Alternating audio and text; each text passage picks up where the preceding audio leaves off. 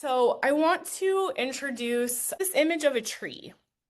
And the leaves represent what we can see easily. So the visible harms that happen, things that are really obvious to us. So specific incidents of harm, specific behaviors that we know cause harm, things that make news headlines even. That's what the leaves represent. The trunk of the tree represents the larger problem that's holding up those harms, right? They're supporting the harms. And the roots represent the causes. So the conditions and the beliefs that allow a culture of violence to grow in the first place.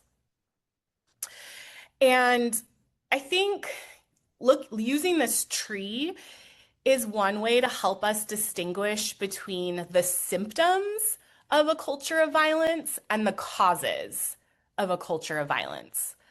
So, for example, something that I remember when I first started doing this work was hearing people point to things like what someone was wearing or alcohol use or someone's behavior as being the reason why violence happened, right? They would point to that as the cause.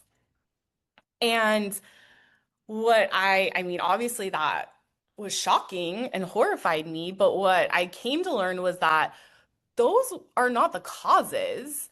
Those aren't the roots. Those are the leaves. Those are the things that we can see, right? Those are the things that are the symptoms. But the symptoms grow out of much deeper roots. So things like lack of accountability for people who cause harm, things like social norms that blame victims, that police people's bodies, that normalize entitlement to people's bodies. Those are really kind of what the roots of the problem are. And a culture that excuses harm and blames people who are hurt actually is what causes violence. So root causes are often less visible than the symptoms or the leaves. You can't always see them at first glance, but they're really powerful. And if we only focus on the leaves, the tree is going to keep growing. We can pick off all the leaves we want, but the tree will keep growing. It will regenerate. It will grow more leaves. So prevention asks us to really dig deeper and to look at the roots and to change those conditions that allow harm to take hold. So if we think about that, we could think about sexual violence is one of the symptoms, right? It's one of the leaves. It's something that we can name. It's something that we can see. It's something that we know is happening. But maybe the trunk or the problem is that some people have and abuse power over others. And if we dig even deeper,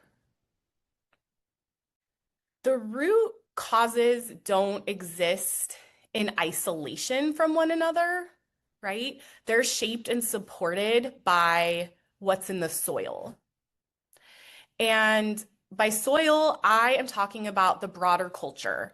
So, social norms, policies, systems that either nourish harmful roots or help healthier roots take hold. So, another way to think about this is you can plant the same seed in two different places and get two very different outcomes. So, if you plant a seed in poisoned soil, it's probably not going to flourish.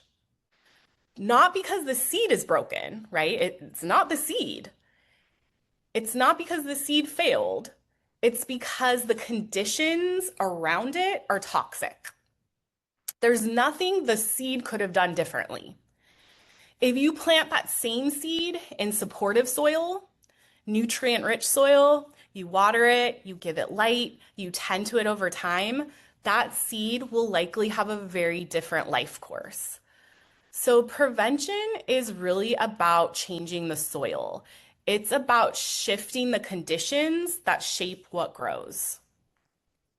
I do think it's important to just spend a moment to think about the importance in differentiating awareness and prevention and how they work together, but also how they're significantly two different things.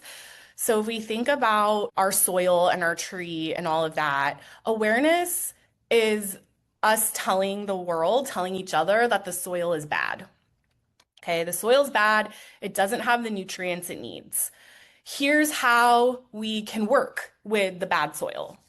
Okay, here's some like ways around the bad soil. And we do that a lot when we're raising awareness about sexual and intimate partner violence, right? Like this is something that happens in our society. And here are ways for us to live our lives with that being something that happens. And that is not bad or wrong. We need that. We need people to know that the soil is bad, right? We need people to know that. If we don't know there's a problem, how can we possibly work towards a solution? So that is absolutely critical. But when we think about prevention in this way, prevention is now asking us, we got to change the soil.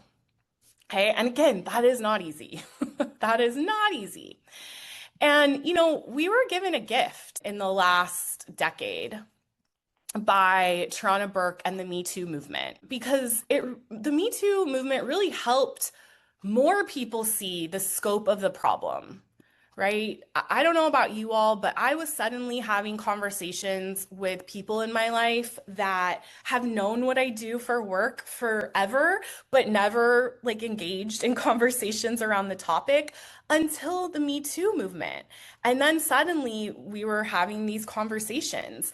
And so that's super important. That's, like I said, it's a gift. And at the same time, we can't just rely on people now knowing more, right? On people now knowing that sexual and intimate partner violence is more of a problem.